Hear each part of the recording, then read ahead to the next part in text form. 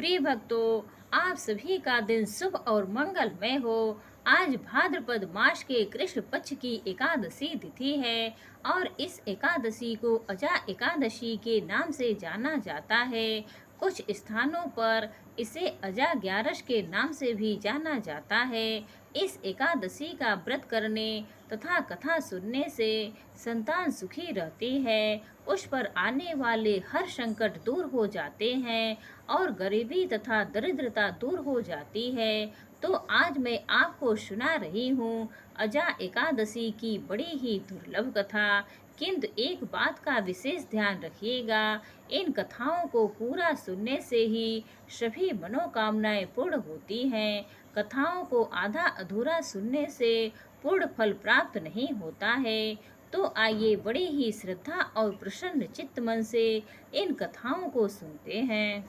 प्रिय भक्तों, एक शाम अपने शिविर में बैठे अर्जुन का मन अत्यंत व्याकुल था। वे युद्ध की विभीषिका, स्वजनों के नाश और कर्म के जटिल बंधन के विषय में सोचकर उदास थे।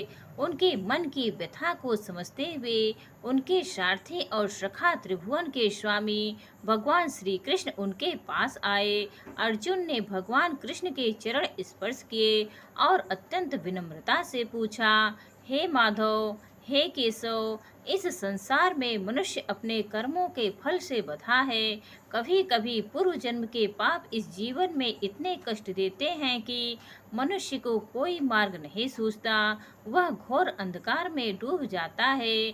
क्या कोई ऐसा सरल उपाय, कोई ऐसा व्रत या पुण्य है जिसके प्रभाव से मनुष्य अपने जाने अनजाने में किए गए सभी पापों से मुक्त हो सके और उसे इस लोक में सुख और परलोक में सद्गति प्राप्त हो? अर्जुन के नेत्रों में करुणा और जिज्ञासा का भाव देखकर भगवान कृष्ण मंद मंद मुस्कुराए। उन्होंने कहा, हे पार्थ, तुमने संपूर्ण मानव जात के कल्याण के लिए यह प्रश्न किया है। तुम्हारा प्रश्न बहुत ही सुंदर और प्रासंगिक है। हाँ अर्जुन, एक ऐसा महाव्रत है जो समस्त पापों का नाश करने वाला और अश्वमेध यज्ञ के समान फल देने वाला है। तुम ध्यान से सुनो। भगवान कृष्ण ने कहा, हे अर्जुन, भाद्रपद मास के कृष्ण पक्ष में आने वाली एकादशी का नाम अजा एकादशी है, क्योंकि यह व्रत करने वाले को अन्न और धन धान्य से परिपूर्ण करती है। इसीलिए इसे अन्नदा एकादशी भी कहते हैं। जो भी मनुष्य पूर्ण श्रद्धा और भक्ति भाव से इस दिन भगवान विष्णु का पूजन और उपवास करता है, उसके जन्म जन्मांतर के पाप ताप नष्ट हो जाते हैं। इस लोक और परलोक में सहायता करने वाली इस एकादशी के समान संसार में दूसरा कोई व्रत नहीं है। हे अर्जुन, इस व्रत की महिमा को समझाने के लिए मैं तुम्हें एक सत्य कथा सुनाता हूँ, जो सत्य और धर्म के सबसे बड़े प्रतीक राजा हरिश्चंद्र के जीवन से जुड़ी है। तुम इसे ध्यान से सुनो। भगवान कृष्ण ने कहना आरंभ किया, हे अर्जुन, बहुत समय पहले की बात है। सूर्यवंश में एक चक्रवर्ती सम्राट हुए जिसका नाम था हरिश्चंद्र। वे अयोध्या नगरी पर राज करते थे। राजा हरिश्चंद्र केवल एक शासक नहीं, बल्कि धर्म और सत्य की प्रतिमूर्ति थे। उनके राज्यों में प्रजा पुत्र के समान पाली जाती थी। ना कोई दुखी था, ना कोई निर्धन। सर्वत्र राम राज्य जैसा सुख और शांति का वास था। वे जितने वीर और प्रतापी थे, उतने ही सत्यवादी और वचन के पक्के थे। कहा जाता था कि सूर्य अपनी दिशा बदल सकता है, पर राजा हरिश्चंद्र का वचन कभी असत्य नहीं हो सकता। एक रात्रि जब राजा हरिश्चंद्र गहरी निद्रा में थे, उन्होंने एक अद्भुत स्वप्न देखा। स्वप्न में उन्होंने देखा कि एक तेजस्वी जटाधारी ऋषि उनके समक्ष खड़े हैं। राजा ने स्वप्न में ही उस ऋषि को प्रणाम किया और उनके आने का कारण पूछा।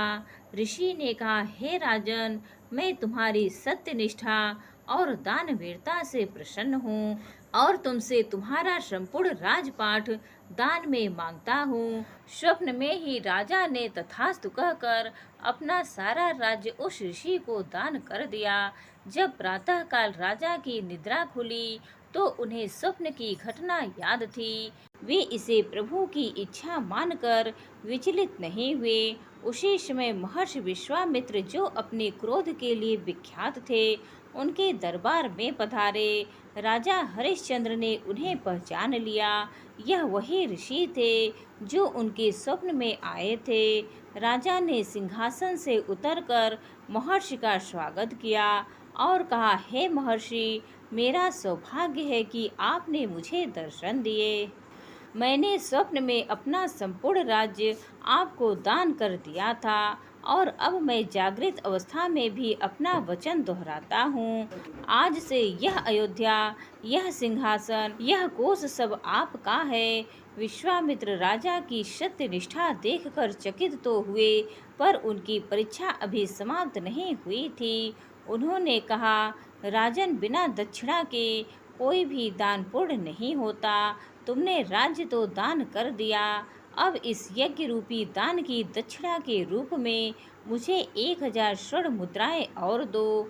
राजा हरिश्चंद्र ने हाथ जोड़कर कहा, हे मुनिवर, जब मैंने संपूर्ण राज्य ही आपको दान कर दिया तो अब राजकोष पर भी मेरा कोई अधिकार नहीं। मैं आपको दक्षिणा कहाँ से दूं? विश्वामित्र ने क्रोधित होकर कहा, तुम अपने वचन से पीछे हटना चाहते हो। याद रखो, मैं अपने तपोबल से तुम्हें भस्म कर सकता हूँ।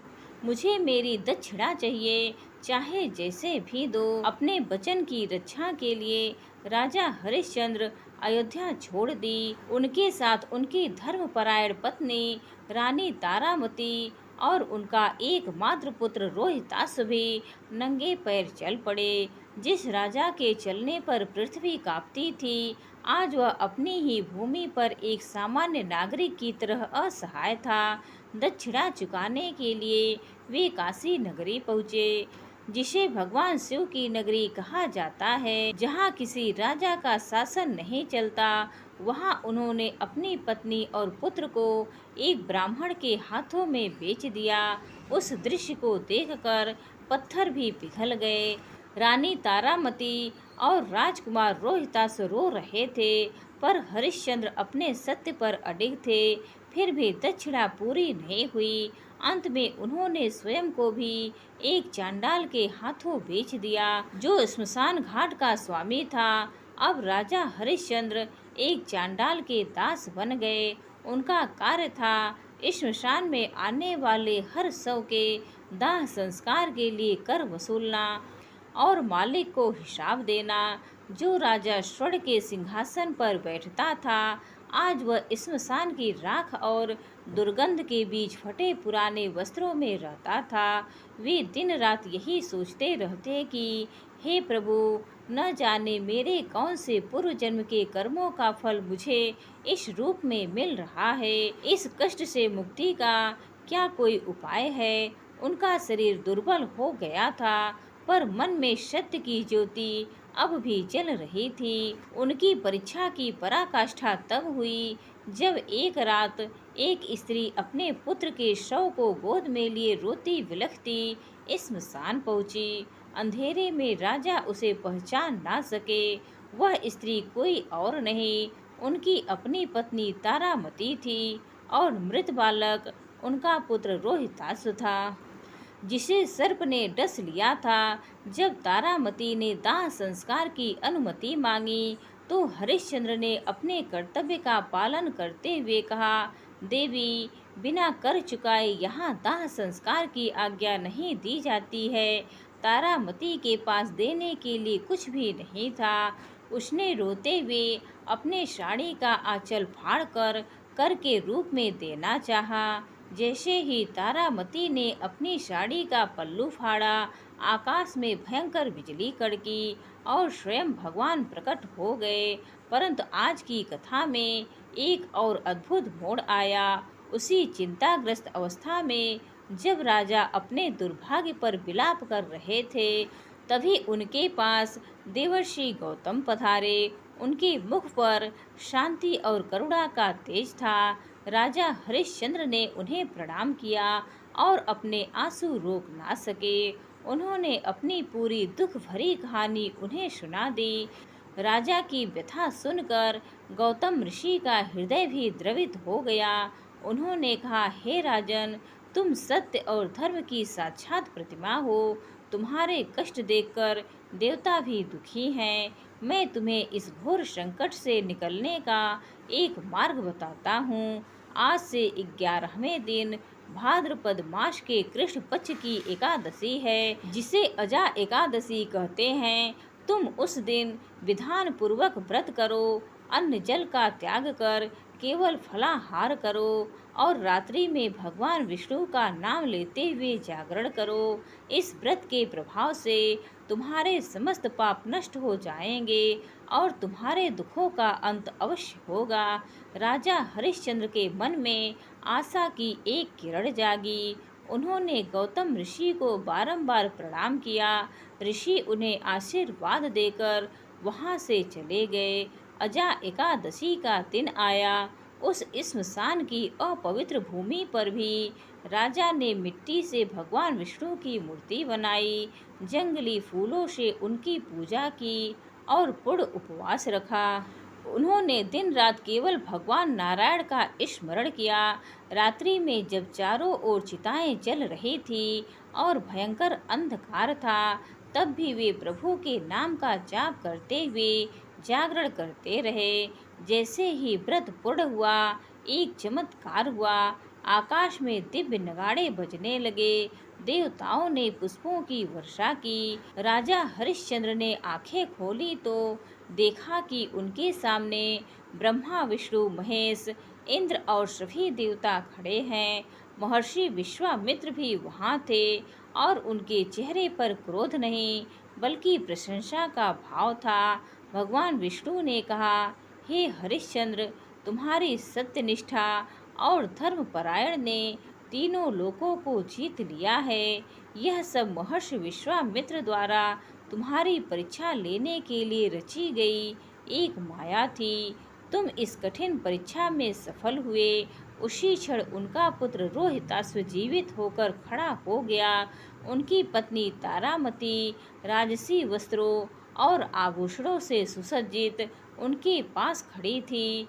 महर्षि विश्वामित्र ने उनका राज्य उन्हें वापस लौटा दिया और उन्हें आशीर्वाद दिया। यह सब अजा एकादशी व्रत के अद्भुत प्रभाव से ही संभव हुआ था। उस एक व्रत ने राजा के वर्षों के संचित कष्टों और पापों को क्षण भर में नष्ट कर दिया। इसके बाद राजा हरिश्चंद्र ने कई वर्षों तक धर्म पूर्वक राज्य किया और अंत समय आने पर वे अपने पूरे परिवार सहित सशरीर स्वर्ग लोक को गए। कथा समाप्त करने के बाद भगवान कृष्ण ने अर्जुन से कहा, हे अर्जुन, यह सब अजा एकादशी के ही व्रत का प्रभाव था। जो भी मनुष्य इस उपवास को विधान पूर्वक करता है और रात्रि में जागरण करता है, उसके सभी पाप नष्ट हो जाते हैं और वह अंत में विष्णु लोक को प्राप्त करता है। इस एकादशी व्रत की कथा को केवल सुनने या सुनाने मात्र से अश्वमेध यज्ञ की फल की प्राप्ति हो जाती है। बोलिए विष्णु भगवान की जय, लक्ष्मी माता की जय, एकादशी माता की जय। हे पार्थ, यह तो इस एकादशी की एक महिमा थी जहाँ सत्य की परीक्षा हुई, किंतु भक्ति के मार्ग अनेक हैं। कभी भगवान भक्त के सरल विश्वास पर रिझ जाते हैं तो कभी उनके हठ के आगे विवश हो जाते हैं। सत्य और धर्म के पथ पर चलने वालों की रक्षा भगवान कैसे करते हैं और भक्ति के अलग अलग रूप कैसे फल देते हैं। भगवान श्री कृष्ण की सुनाई राजा हरिश्चंद्र की अद्भुत कथा सुनकर अर्जुन का मन श्रद्धा और आश्चर्य से भर गया। उनके रोंगटे खड़े हो गए।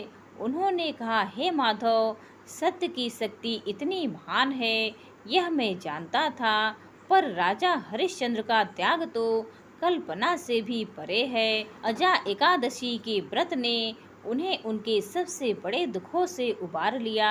यह सुनकर मन को शांति मिली।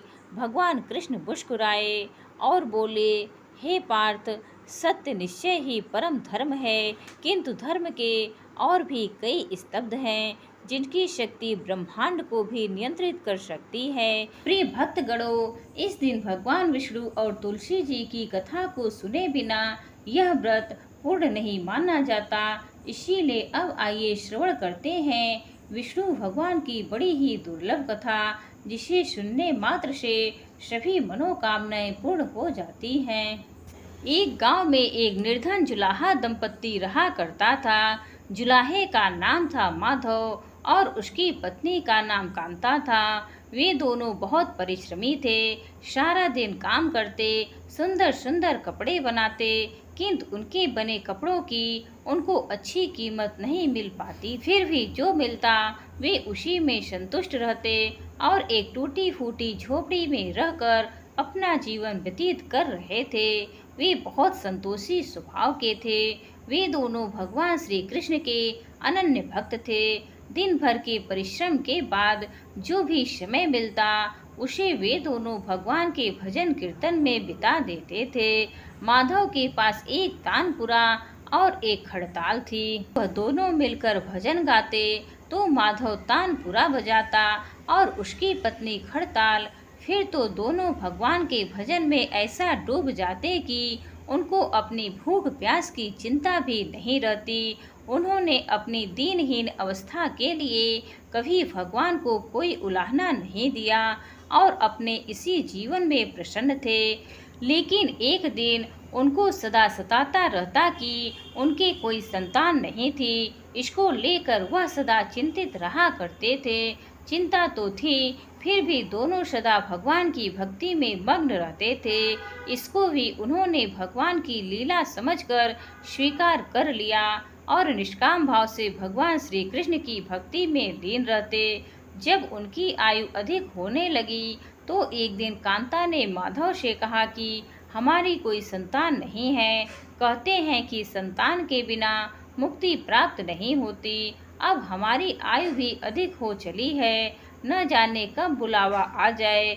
मरने के बाद हमारी चिता को अग्नि कौन देगा, कौन हमारे लिए तर्पण आदि कार्य करेगा और कैसे हमारी मुक्ति होगी। माधव बोला, तू क्यों चिंता करती है, ठाकुर जी हैं, वही सब देखेंगे। माधव ने यह बात कह तो दी, किंतु वह भी चिंता में डूब गया। तभी उसके मन में एक विचार आया। वह नगर में गया और श्री कृष्ण के बाल रूप की एक मूर्ति ले आया।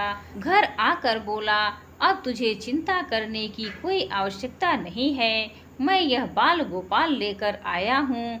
अब से यही हमारे पुत्र हैं। माधव बोला, अगर हम संतानहीन हैं तो यह भी इन्हीं की इच्छा है। हम इनको ही अपने पुत्र के समान प्रेम करेंगे, यही हमारे पुत्र का दायित्व पूर्ण करेंगे। माधव की यह बात सुनकर कांता अत्यंत प्रसन्न हुई। उसने बाल गोपाल को लेकर अपने हृदय से लगा लिया और बोली, आप बिल्कुल ठीक कह रहे हैं, आज से यही हमारा लाला है। फिर क्या था, दोनों पति पत्नी ने घर का एक कोना साफ करके वहां बाल गोपाल के लिए एक स्थान बनाया और एक चौकी लगाकर उस पर बाल गोपाल को विराजित कर दिया। उस दिन से जुलाहा दंपत्ति का नियम हो गया। वह प्रतिदिन बाल गोपाल को स्नान कराते, उनको धुले वस्त्र पहनाते, अपने पुत्र की तरह उनको प्यार करते, उन्हीं के सामने बैठकर भजन कीर्तन करते और वहीं सो जाते थे। वो दोनों अपने हाथों से बाल गोपाल के लिए सुंदर वस्त्र बनाकर उनको पहनाते, उन्हें खाना खिलाते, उनको झूला झुलाते और रात को उनको सुलाकर ही स्वयं सोते थे। इन सब में उनको बड़ा आनंद आता था। धीरे धीरे दोनों बाल गोपाल को अपनी संतान के समान ही प्रेम करने लगे। बाल कृष्ण अब उनके परिवार का हिस्सा बन गए थे। कांता का नियम था कि वह रोज पहले अपने हाथों से अपने लाला को भोजन कराती, तब स्वयं भोजन करती थी। लाला को भोजन कराते समय उसको ऐसा ही प्रतीत होता जैसे वह अपने पुत्र को ही भोजन करा रही हो। उन दोनों के निश्चल प्रेम को देखकर करुणा निधान भगवान अत्यंत प्रसन्न हुए और उन्होंने अदृश्य रूप में आकर स्वयं भोजन करना आरंभ कर दिया। कांता जब प्रेम पूर्वक बाल गोपाल को भोजन कराती तो भगवान को प्रतीत होता मानो वह अपनी माँ के हाथों से भोजन कर रहे हो। उनको कांता के हाथ से प्रेम पूर्वक मिलने वाले हर कौर में माँ का प्रेम प्राप्त होता था। भगवान श्री कृष्ण स्वयं माँ की उस प्रेम लीला के वशीभूत हो गए, किंतु कांता कभी नहीं जान पाई कि स्वयं बाल गोपाल उसके हाथ से भोजन करते हैं। एक दिन घर का काम बहुत अधिक होने के कारण कांता बाल गोपाल को भोजन कराना भूल गई।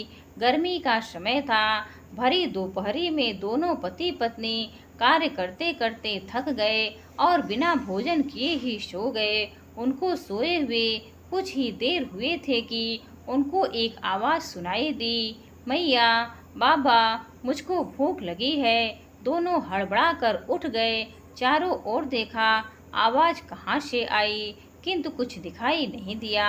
तभी अचानक कांता को याद आया कि आज उसने अपने लाला को भोजन नहीं कराया है। वह हड़बड़ा कर उठी और दौड़कर लाला के पास पहुंची तो देखा कि बाल गोपाल का मुख कुम्हलाया हुआ है। इतना देखते ही दोनों पति पत्नी वही उनके चरणों में गिर पड़े। दोनों की आंखों से आंसुओं की धार बह निकली। कांता तुरंत भोजन लेकर आई और न जाने कैसा प्रेम उमड़ा कि उसने लाला को उठाकर अपनी गोद में बैठा लिया और भोजन कराने लगी। दोनों पति पत्नी रोते जा रहे थे और लाला को भोजन कराते जा रहे थे, साथ ही बार बार उनसे अपने द्वारा हुए अपराध के लिए क्षमा मांगते जा रहे थे। ऐसा प्रगाढ़ प्रेम देखकर भगवान अत्यंत द्रवित हुए और अंतर्यामी भगवान श्री हरि साक्षात रूप में प्रकट हो गए। भगवान ने अपने हाथों से अपने रोते हुए माता पिता की आंखों से आंसू पोंछे और बोले, प्रिय भक्त, मैं तुम्हारी भक्ति और प्रेम से अत्यंत प्रसन्न हूँ। तुम जो चाहो वर मांग लो, मैं तुम्हारी प्रत्येक इच्छा पूर्ण करूँगा। इतना सुनते ही दोनों भगवान के चरणों में गिर पड़े और बोले, हे दयानिधान, आप हमसे प्रसन्न हैं और स्वयं हमारे सम्मुख उपस्थित हैं। इसी से हमारा जीवन धन्य हो गया। इससे अधिक हमें और क्या चाहिए। इससे अधिक किसी भी वस्तु का भला क्या महत्व हो सकता है। आपकी कृपा हम पर बनी रहे, बस इतनी कृपा करना। भगवान श्री हरि बोले, यदि तुम चाहो तो मैं तुम्हारे जीवन में संतान के अभाव को समाप्त कर तुम्हें एक सुंदर संतान प्रदान करूं। यह सुनते ही माधव और कांता एकदम व्याकुल होकर बोले, नहीं भगवान, हमको संतान नहीं चाहिए। उनका उत्तर सुनकर भगवान ने पूछा, किंतु क्यों? अपने जीवन में संतान की कमी को पूर्ण करने के लिए ही तो तुम मुझको अपने घर लेकर आए थे। यह सुनकर वह दोनों बोले, प्रभु, हमको भय है कि यदि हमको संतान प्राप्त हो गई तो हमारा मोह उस संतान के प्रति बढ़ जाएगा और हम अब की तरह आपकी सेवा नहीं कर पाएंगे। उनका प्रेम और भक्ति से भरा उत्तर सुनकर करुणानिधान भगवान करुणा से भर उठे। उनके विचार सुनकर स्वयं भगवान की आंखों से अश्रु गिरने लगे। भगवान श्री हरि विष्णु बोले, हे मैया और बाबा, मैं यहाँ आया तो था आपके ऋण को उतारने के लिए, किंतु आपने तो मुझको सदा सदा के लिए अपना ऋणी बना दिया। मैं आपके प्रेम का यह ऋण कभी नहीं उतार पाऊंगा। मैं सदा सदा तुम दोनों का ऋणी रहूंगा। मैं तुम्हारे प्रेम से अत्यंत प्रसन्न हूँ। तुमने अपने निर्मल प्रेम से मुझको भी अपने बंधन में बांध लिया है। मैं तुम्हें वचन देता हूँ कि आज से मैं तुम्हारे पुत्र के रूप में तुम्हारे समस्त कार्य पूर्ण करूँगा। तुम्हें कभी संतान का अभाव नहीं होने दूंगा। तुम ये तो जानते ही हो कि मेरा वचन कभी असत्य नहीं होता। ऐसा कहकर भक्त वत्सल भगवान बाल गोपाल की प्रतिमा में विलीन हो गए। उस दिन से माधव और कांता का जीवन बिल्कुल ही बदल गया।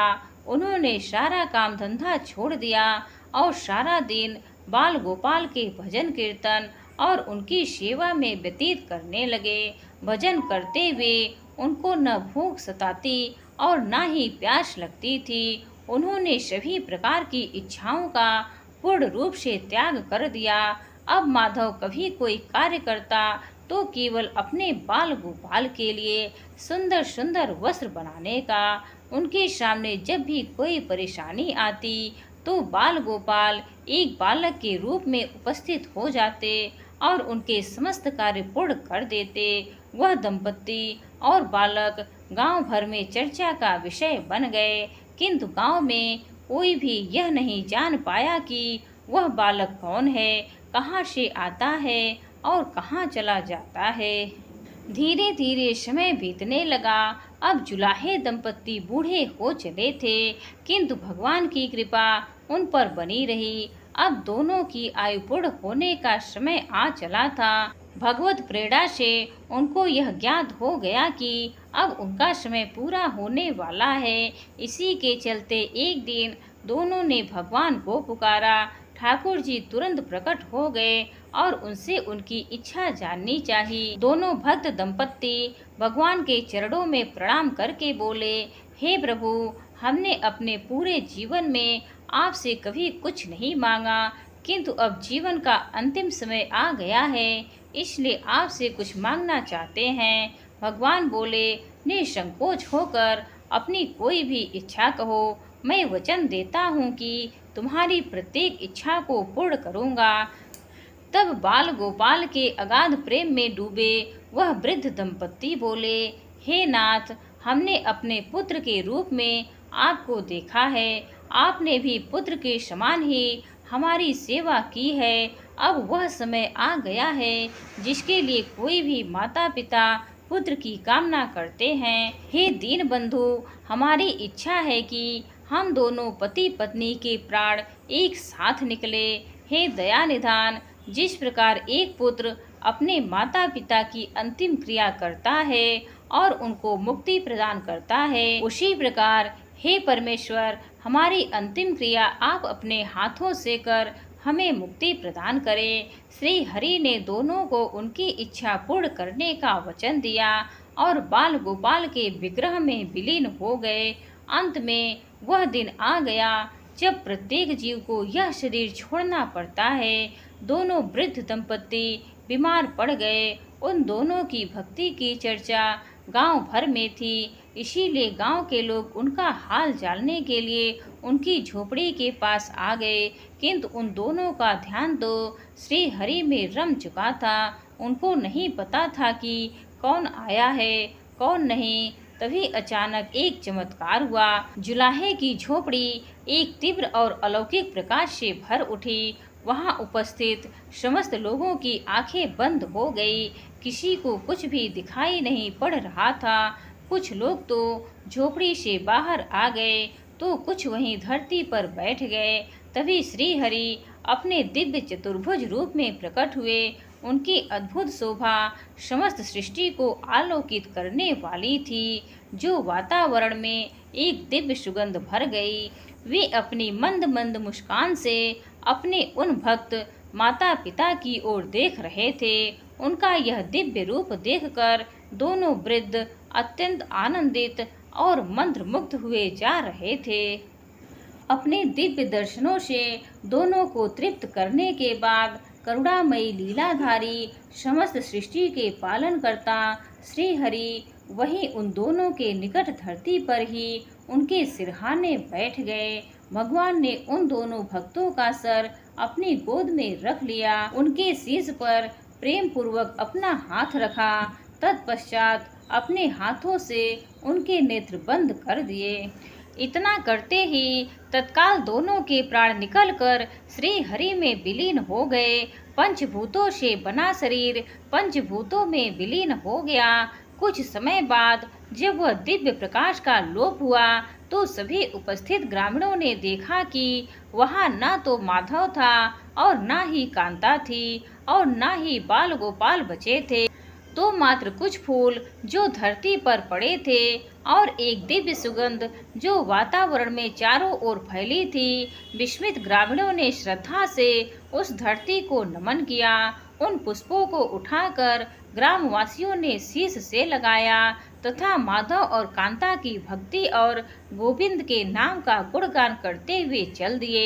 उन पुष्पों को श्री गंगा जी में विसर्जित करने के लिए सच्चा भक्त वह है जो एक क्षण के लिए भी भक्ति से विमुख नहीं होता है, अर्थात जिसका चित्त ईश्वर में अखंड बना रहता है, वही सच्चा भक्त कहलाता है। सरल शब्दों में कहें तो भक्ति के अंतिम चरण का अनुभव करने वाले को ही भक्त कहते हैं। एक बार प्रेम से बोलिए विष्णु भगवान की जय। एक बार प्रेम से बोलिए श्री लक्ष्मी नारायण भगवान की जय। प्रिय भक्तों, अब हम सुनेंगे एकादशी माता की कथा। एक बार एक राज्य में एक राजा रहा करता था। राजा बहुत ही बुद्धिमान और बलशाली था। राजा सदा ही अपनी प्रजा का बहुत अच्छे से ध्यान रखता था। प्रजा भी राजा को बहुत पसंद करती थी। राजा की 2 बेटियां थीं। राजा अपनी दोनों बेटियों से बहुत प्रेम करता था। राजा की छोटी बेटी देखने में बहुत सुंदर और आकर्षक थी और राजा की बड़ी बेटी छोटी बेटी के मुकाबले थोड़ी कम सुंदर थी। राजा की छोटी बेटी माता की पूजा किया करती थी और सभी लोग राजा की छोटी बेटी से बहुत प्रेम करते थे और बहुत प्रशंसा किया करते थे। राजा भी अपनी छोटी बेटी को बड़ी बेटी से अधिक प्रेम करता था, जिसके कारण राजा की बड़ी बेटी को अपनी छोटी बहन से बहुत जलन होने लगी थी। जब दोनों बेटियां बड़ी हो गई, तब एक पड़ोसी राज्य का राजकुमार राजा की बड़ी बेटी के लिए रिश्ता लेकर आया। लेकिन जैसे ही उस राजकुमार की नज़र राजा की छोटी बेटी पर पड़ी, वह पहली नज़र में ही उससे प्रेम करने लगा। उसने राजा की बड़ी बेटी से विवाह करने से मना कर दिया और कहा कि वह आपकी छोटी बेटी से विवाह करना चाहता है। यह सब देखकर राजा की बड़ी बेटी अपनी छोटी बहन से बहुत क्रोधित हो गई और उसे अपना सबसे बड़ा दुश्मन मान लिया। उसने अपनी छोटी बहन को जान से मारने का निश्चय कर लिया। पहले तो उसने एक लड्डू में जहर मिलाकर छोटी बहन को दे दिया, लेकिन उसे कुछ नहीं हुआ। फिर उसने एक मटके में सांप रखकर रात में उसके कमरे में छोड़ दिया, लेकिन सांप भी कुछ नहीं कर पाया। फिर बड़ी बहन ने उसे कुएं पर पानी भरने के बहाने ले जाकर धक्का दे दिया, लेकिन छोटी बहन को कुछ नहीं हुआ। हर बार ग्यारस माता उसकी रक्षा कर रही थी। तब बड़ी बहन ने पूछा, क्या तुम्हें पता है कि तुम्हारी मृत्यु कैसे होगी? छोटी बहन बोली, हाँ दीदी, मेरी मृत्यु एक तोते में है। उस तोते के गले में एक हार है। जब तक वह हार किसी और के गले में न पहनाया जाए, मैं जीवित रहूंगी। यदि कोई उस हार को पहन ले तो मैं मूर्छित हो जाऊंगी, और जब वह हार उतार दिया जाए तो मैं वापस जीवित हो जाऊंगी। यह सुनकर बड़ी बहन बहुत खुश हुई और उसने उस तोते को ढूंढकर मार डाला और हार को अपने गले में पहन लिया। उधर छोटी बहन की शादी का दिन था। जैसे ही वह फेरे लेने लगी, 3.5 फेरे पूरे करते ही वह बेहोश होकर गिर पड़ी। वैद्य और हकीमों ने बताया कि वह न तो मरी है न जीवित है। राजा ने उसे पुराने महल में पलंग पर लिटाकर कुछ सैनिकों को तैनात कर दिया और किसी को बताने से मना कर दिया। बड़ी बहन ने कहा, पिताजी, अगर विवाह अधूरा रह गया तो आपकी इज्जत जाएगी। मैं विवाह कर लेती हूँ। राजा ने बड़ी बेटी को छोटी बेटी के कपड़े पहना दिए और विवाह करा दिया, परंतु राजकुमार को यह समझ आ गया कि वह उसकी प्रेमिका नहीं है। उसने मन ही मन निर्णय लिया कि वह अपनी प्रिय को खोजेगा। एक दिन राजकुमार पुराने महल के पास से निकला और वहां जाकर सैनिकों से पूछा, यहाँ कौन है? सैनिक बोले, यहाँ राजा की छोटी बेटी लेटी है। राजकुमार बहुत प्रसन्न हुआ और जैसे ही रात हुई, वह प्रेमिका उठकर खड़ी हो गई। उसने सारी बातें बताई कि उसकी जान एक तोते में है और उसकी बहन ने उसे मारने की कोशिश की थी। उसके पास एक हार है जिसको वह सुबह पहन लेती है और रात को उतार देती है। जब तक वह हार को पहन कर रखती है, तब तक मैं मूर्छित रहती हूँ और जैसे ही वह हार को उतार देती है तो मैं जीवित हो जाती हूँ, और जब तक मेरी बड़ी बहन के पास वह हार रहेगा तब तक मैं ऐसी ही जीवित और मूर्छित होती रहूंगी। अगर मेरी बड़ी बहन के पास जो हार है वह मेरे हाथ लग जाए तो मैं हमेशा के लिए जीवित हो जाऊंगी। राजकुमार यह सब बातें सुनकर राजा की छोटी बेटी के पास रहने का निर्णय ले लेता है और उसने अपने बचे हुए सारे फेरे उस पलंग पर लेटी हुई राजकुमारी यानी राजा की छोटी बेटी के साथ ले लिए और अपना विवाह पूर्ण कर लिया। वहीं पर वह रहने लगा। देखते ही देखते कुछ समय में राजा की छोटी बेटी और राजकुमार की पत्नी गर्भवती हो गई। एक दिन राजकुमार को किसी काम से बाहर जाना पड़ा। तब छोटी बहन के पेट में बहुत तेज दर्द होने लगा, जिसके बाद उसने माता का आह्वान किया। इसके पश्चात वहां माता प्रकट हुई और उन्होंने अपने भक्त के दर्द को दूर किया तथा एक पुत्र की प्राप्ति करवाई। उसी समय अचानक से राजकुमार भी वहां आ गया।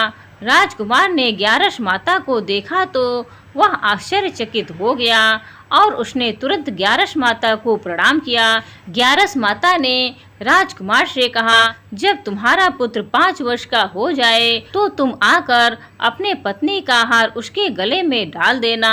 देखते ही देखते राजकुमार और राजा की छोटी बेटी का पुत्र 5 वर्ष का हो जाता है। तब राजकुमार अपने बेटे से कहता है, बेटा मैं कुछ काम से बाहर जा रहा हूँ, तुम अपनी माता का ध्यान रखना। और वहां से चला जाता है। राजा को बाहर निकलता देख बड़ी बहन के सैनिक देख लेते हैं और जाकर सारी बातें बड़ी बहन को बता देते हैं, जिसके बाद बड़ी बहन अपनी छोटी बहन के पुत्र को वहां से उठवा लेती है और उसे मरवा देती है। छोटी बेटी के पुत्र के 2 टुकड़े करवा देती है। पहला टुकड़ा चक्के के पास छुपा देती है और दूसरा टुकड़ा अपने पलंग के नीचे रख लेती है। अब ग्यारस माता भिखारी का रूप लेकर आती हैं और एक भिक्षुक का भेष धरकर बड़ी बहन के पास जाती हैं। वहां पर भिक्षा मांगने लगती हैं। बड़ी बहन अपने नौकरों से कहती है, जाकर भिक्षा दे दो। लेकिन जैसे ही नौकर ग्यारस माता को भिक्षा देने आते हैं, माता उन्हें मना कर देती है और कहती हैं, मैं तुम्हारी महारानी से ही भिक्षा लूंगी। तब बड़ी बहन स्वयं ही भिक्षा देने के लिए माता के पास आती हैं। तब माता एक बिल्ली का रूप लेकर उसके कमरे में चली जाती हैं और वहां पर छोटी बेटी के पुत्र के 2 टुकड़ों को आपस में जोड़ देती हैं और उसे जीवित कर देती हैं। फिर उसे वहां से ले जाती हैं। राजकुमार अपने बेटे को लेकर अपनी पत्नी के पास जाता है और उससे कहता है, तुम उसका ध्यान रखना। अगर तुम इस बच्चे का अच्छे से ध्यान रखोगी तो मैं तुमसे बात करूंगा। एक दिन राजकुमार अपने बेटे से कहता है, बेटा तुम मम्मी से उनके गले का हार मांग लो। तो अपने पिता की बात मानकर राजकुमार का बेटा अपने मम्मी के पास जाता है और कहता है, मम्मी मुझे तुम्हारा हार चाहिए। यह सुनकर पहले तो बड़ी बहन बहुत क्रोधित होती है, पर उसे यह याद आता है कि राजकुमार ने कहा है कि अगर मैं इस बच्चे का ध्यान अच्छे से रखूंगी तो वह मुझसे बात करेंगे। इसी कारण वह हार उस बच्चे को दे देती है और वह बच्चा तुरंत हार को ले जाकर अपने पिताजी को दे देता है। तभी राजकुमार अपने बेटे को लेकर वहां से जाने लगता है और अपनी पत्नी से कहता है, तुम हमारे लिए खाना बना कर रखना, मैं शाम को आकर तुम्हारे साथ खाना खाऊंगा। और वह अपने बेटे को लेकर वहां से चला जाता है। इसके बाद वह राजा के पास जाकर सारी बातें बता देता है। राजा अपनी बड़ी बेटी की यह करतूत सुनकर बहुत क्रोधित होते हैं और अपनी परवरिश पर ही दोष देने लगते हैं। वह राजकुमार को अपनी छोटी बेटी के साथ रहने का आदेश दे देते हैं। इस प्रकार ग्यारस माता की कृपा से राजकुमार और राजा की छोटी बेटी सुखपूर्वक रहने लगते हैं। प्रेम से बोलिए एकादशी माता की जय, माता लक्ष्मी और भगवान विष्णु की जय, तुलसी माता की जय, माता पार्वती और भगवान शंकर की जय। अब आइए सुनते हैं तुलसी माता की पौराणिक कहानी। एक बार शिव ने अपने तेज को समुद्र में फेंक दिया था। उससे एक महान तेजस्वी बालक ने जन्म लिया। यह बालक आगे चलकर जालंधर के नाम से पराक्रमी दैत्य राजा बना। इसकी राजधानी का नाम जालंधर नगरी था। दैत्यराज की कन्या वृंदा का विवाह जालंधर से हुआ। जालंधर महाराक्षस था। अपनी सत्ता के मद में चूर उसने माता लक्ष्मी को पाने की कामना से युद्ध किया, परंतु समुद्र से ही उत्पन्न होने के कारण माता लक्ष्मी ने उसे अपने भाई के रूप में स्वीकार किया। वहां से पराजित होकर वह देवी पार्वती को पाने की लालसा से कैलाश पर्वत पर गया। भगवान देवादिदेव शिव का ही रूप धरकर माता पार्वती के समीप गया, परंतु माँ ने अपने योग बल से उसे तुरंत पहचान लिया तथा वहां से अंतर ध्यान हो गई। देवी पार्वती ने क्रुद्ध होकर सारा वृत्तांत भगवान विष्णु को सुनाया। जालंधर की पत्नी वृंदा अत्यंत पतिव्रता स्त्री थी। उसी के पतिव्रत धर्म की शक्ति से जालंधर ना तो मारा जाता था और न ही पराजित होता था। इसीलिए जालंधर का नाश करने के लिए वृंदा के पतिव्रत धर्म को भंग करना बहुत आवश्यक था। इसी कारण भगवान विष्णु ऋषि का वेश धारण कर वन में जा पहुँचे, जहाँ वृंदा अकेली भ्रमण कर रही थी। भगवान के साथ दो मायावी राक्षस भी थे, जिन्हें देखकर वृंदा भयभीत हो गई। ऋषि ने वृंदा के सामने पल में दोनों को भस्म कर दिया। उनकी शक्ति देखकर वृंदा ने कैलाश पर्वत पर महादेव के साथ युद्ध कर रहे अपने पति जालंधर के बारे में पूछा। ऋषि ने अपने माया जाल से दो बानर प्रकट किए। एक बानर के हाथ में जालंधर का सिर था तथा दूसरे के हाथ में धड़। अपने पति की यह दशा देखकर वृंदा मूर्छित होकर गिर पड़ी। होश में आने पर उन्होंने ऋषि रूपी भगवान से विनती की कि वह उसके पति को जीवित करे। भगवान ने अपनी माया से पूरे जालंधर का सिर धड़ से जोड़ दिया, परंतु स्वयं भी वह उसी शरीर में प्रवेश कर गए। वृंदा को इस छल का तनिक भी आभास न हुआ। जालंधर बने भगवान के साथ वृंदा पतिव्रता का व्यवहार करने लगी, जिससे उसका सतीत्व भंग हो गया। ऐसा होते ही वृंदा का पति जालंधर युद्ध में हार गया। इस सारी लीला का जब वृंदा को पता चला तो उसने क्रुद्ध होकर भगवान विष्णु को हृदयहीन शिला होने का श्राप दे दिया। अपने भक्त के श्राप को भगवान विष्णु ने स्वीकार किया और शालिग्राम पत्थर बन गए। सृष्टि के पालनकर्ता के पत्थर बन जाने से ब्रह्मांड में असंतुलन की स्थिति हो गई। यह देखकर सभी देवी देवताओं ने वृंदा से प्रार्थना की वह भगवान विष्णु को श्राप मुक्त कर दें। वृंदा ने भगवान विष्णु को श्राप मुक्त कर स्वयं आत्मदाह कर लिया। जहाँ वृंदा भस्म हुई वहाँ तुलसी का पौधा उगा। भगवान विष्णु ने वृंदा से कहा, हे वृंदा, तुम अपने सतीत्व के कारण मुझे लक्ष्मी से भी अधिक प्रिय हो गई हो। अब तुम तुलसी के रूप में सदा मेरे साथ रहोगी। तब से हर साल कार्तिक महीने के देव उठनी एकादशी का दिन तुलसी विवाह के रूप में मनाया जाता है। जो मनुष्य भी मेरे शालिग्राम रूप के साथ तुलसी का विवाह करेगा उसे इस लोक और परलोक में विपुल यश प्राप्त होगा। उसी दैत्य जालंधर की यह भूमि जालंधर नाम से विख्यात है। सती वृंदा का मंदिर वहाँ स्थित है। कहते हैं कि इस स्थान पर एक प्राचीन गुफा भी है जो सीधी हरिद्वार तक जाती है। सच्चे मन से 40 दिन तक सती वृंदा देवी के मंदिर में पूजा करने से सभी मनोरथ पूर्ण होते हैं। प्रिय भक्तों, यह थी आज की कथा। प्रिय भक्तों, उम्मीद है आज की यह कहानी आप सभी को पसंद आई होगी। जय श्री कृष्णा। राधे राधे।